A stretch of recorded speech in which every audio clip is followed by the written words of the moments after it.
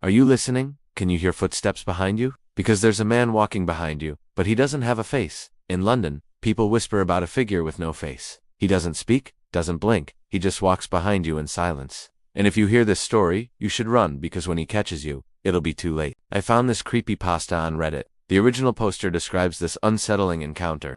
They were walking home from the grocery store at around 11 p.m. on a Friday night.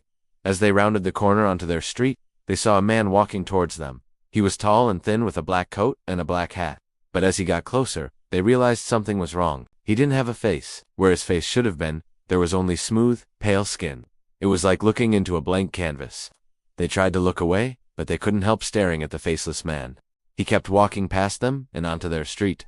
And that's when the true horror of the situation revealed itself. The faceless man had followed them home. They could hear his footsteps behind them, matching their every move. They tried to ignore him, but the sound of his footsteps was getting louder and more frantic. Then suddenly, he was right behind them. They could feel his hot breath on their neck as he whispered, "Let me in."